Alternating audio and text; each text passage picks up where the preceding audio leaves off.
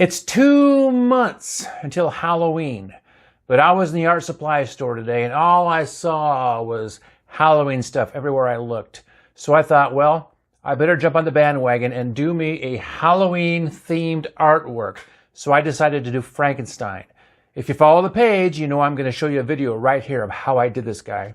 He's colored pencil. Actually, I was buying colored pencils in the store today. I bought some cardstock and some, well, basically that's in a candy bar.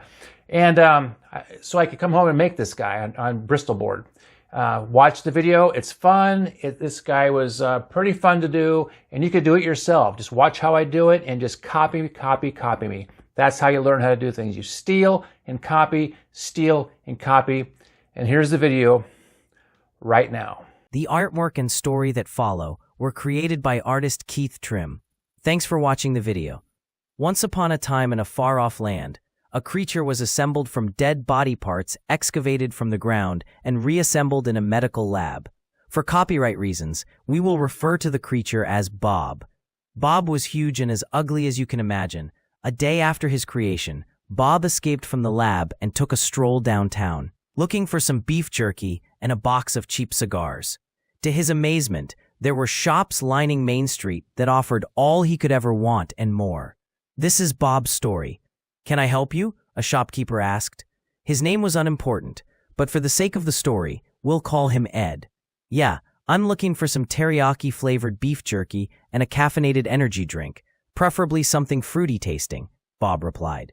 "Why aren't you a big boy?" Ed asked, looking up at the green and gray monster standing behind the counter. "I've got all the beef jerky you could ever want, but I don't sell energy drinks anymore. Not since the accident." "What accident?" Bob asked. "You didn't hear?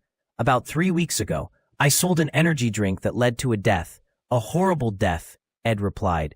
"I almost went to jail over it." "What happened?" Bob inquired. "Well, my customer was hyped up on caffeine and decided he could jump the river with his motorbike. He didn't make it. He slammed into a bridge support and was torn into little bits." "Gross," Bob said. "And they tried to pin it on you. Society is so screwed up." Ed looked at the tattoo on Bob's arm and had a realization. "Your tattoo looks just like the one he had, on the same arm and everything." "What are the odds?" Ed asked. "Where did you get that?" "You know, I don't remember. It almost seems like I've always had it," Bob replied. Then Bob noticed all the stitches on himself, including near the spot where the tattoo lay. "If I didn't know better, I would swear that's the exact same tattoo. Maybe you both went to the same shop," Ed suggested. "I don't recall ever going to a tattoo shop, but I must have at one time," Bob replied.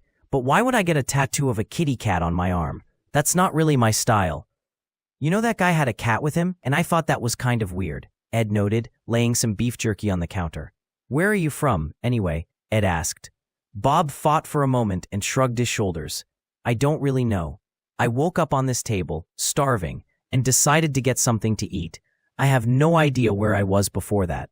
If I didn't know better, I'd say you were made up of different parts from different people, including that guy with the cat.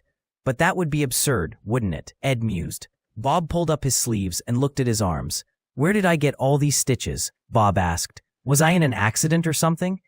"I read the papers, and I didn't hear of any recent accidents. Not since the guy who hit the bridge support and tore himself to shreds, and that was weeks ago," Ed replied.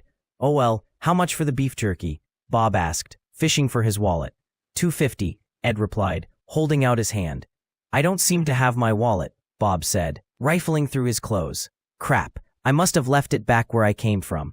Tell you what, I'll hold on to this until you come back," Ed said, placing the jerky back on the shelf.